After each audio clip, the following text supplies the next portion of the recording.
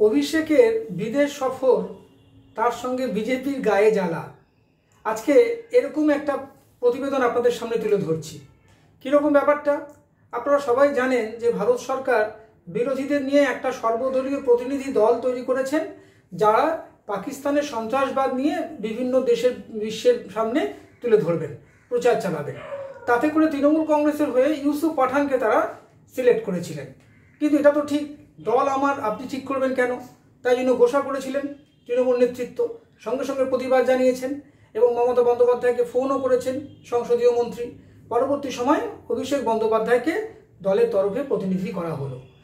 এই অবধি ঠিকই আছে, যে কোনো দলের যেতেই পারে, কোনো অসুবিধা নেই। কিন্তু অভিষেক বন্দ্যোপাধ্যায় যদি বিদেশে যান ভারত সরকারের হয়ে, তবে কিন্তু গায়ে জ্বালা বা ফোসকা পড়ে বিজেপির, বিশেষ করে রাজ্য বিজেপির তো বটেই।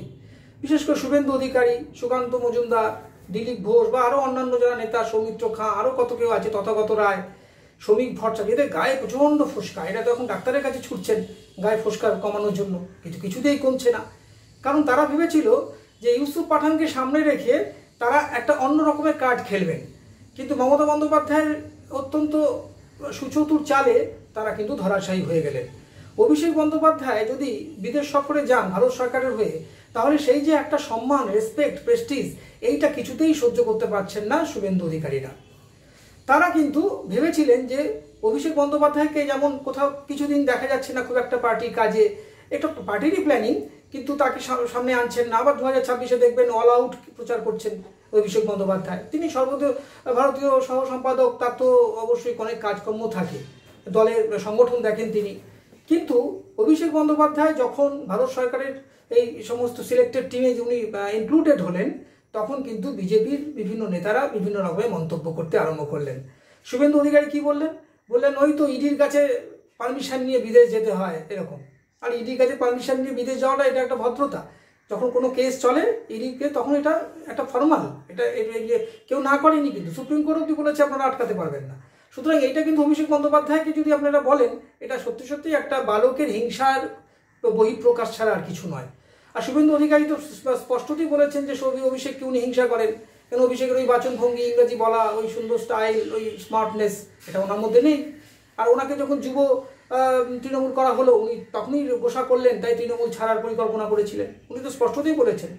তার মানে কোথাও কি অভিষেকের এই যে বিদেশ যাত্রা, এই লেভেলের বিদেশ যাত্রা, এখন হাইয়েস্ট ডেলিগেটস বলে এদেরকে, এই হাইয়েস্ট ডেলিগেটসের মধ্যে যখন অভিষেক বন্দ্যোপাধ্যায় আছেন এবং তার যে সুন্দর তার অভিজ্ঞতা এবং তার যে বাচনভঙ্গি, এটা নিয়ে যখন তিনি প্রচার চালাবেন পাকিস্তানের বিরুদ্ধে, তখন কিন্তু সত্যি সত্যি এদের গায়ে জ্বর আসবে। শুভেন্দু অধিকারীরা ভেবেছিল যে ইউসুফ পাঠান বা অন্য কোনো ব্যক্তি যদি হয়, তাহলে তৃণমূল কংগ্রেস খুব একটা হাইলাইটেড হবে না। কারণ ইউসুফ পাঠান প্লেয়ার হিসেবে বড় হতে পারে, কিন্তু পলিটিশিয়ান হিসেবে অতটা বড় নয়।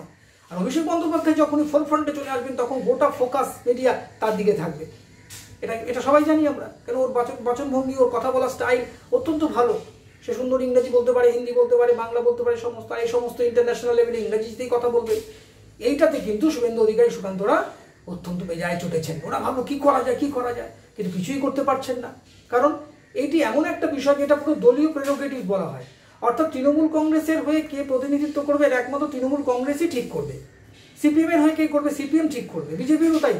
শুধু এক্ষেত্রে আপনি ঠিক করতে পারেন না কে ইউসুফ পাঠান, কি সৌগত রায়, যেই হোক না কেন। সাপোজ এটা অভিষেক বন্দ্যোপাধ্যায় সিলেক্টেড কার দ্বারা, by the chairperson of the Trinamool Congress, Mamata Banerjee তার নাম বলেছে, সুতরাং এখানে দ্বিতীয় কোনো নাম আসতে পারে না আর। কিন্তু এই অভিষেক বন্দ্যোপাধ্যায় এই যে অভিজ্ঞতা, এই যে সৌন্দর্য, এই যে স্মার্টনেস, এই যে একটা পলিটিক্যাল একটা অত্যন্ত এনরিচমেন্ট, এইটা কিন্তু এই সমস্ত যারা আটারেন্সটা ভালো না, বিশেষ করে শুভেন্দু অধিকারীর মতো যারা একটু রাস্টিক যারা বলা হয়, একটু গ্রাম্য, একটু গেঁয়ো একটা টান আছে তাদের মধ্যে, ওরা কিন্তু বেজায় চটেছেন।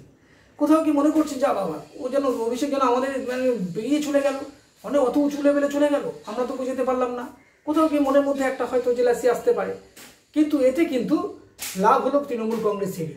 কারণ তৃণমূল কংগ্রেস এই সিদ্ধান্ততে বুঝিয়ে দিল যে পার্টি আছে পার্টিতেই, অর্থাৎ পার্টির চেয়ারপারসন যার নাম প্রপোজ করবে তাকে সবাই মেনে নিয়েছেন এবং কোনোভাবে নিঃশর্তে মেনে নিতে হবে, তাই হয়েছে। আর অভিষেক বন্দ্যোপাধ্যায়কে কেন তিনি সামনে আনলেন?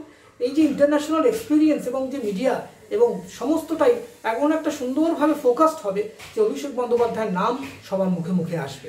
সুতরাং এরকম একটা সিদ্ধান্ত যে মাস্টার স্ট্রোক দিয়েছেন মমতা বন্দ্যোপাধ্যায়, সে বিষয়ে কোনো সন্দেহ নেই। তবে দুঃখের বিষয়, বিজেপির স্থানীয় নেতৃত্বদের গায়ে কিন্তু বড় বড় ফোসকা পড়ে গেছে। এই ফোসকা সারাতে তারা কি করবেন এখন তারাই ভাববেন। নমস্কার।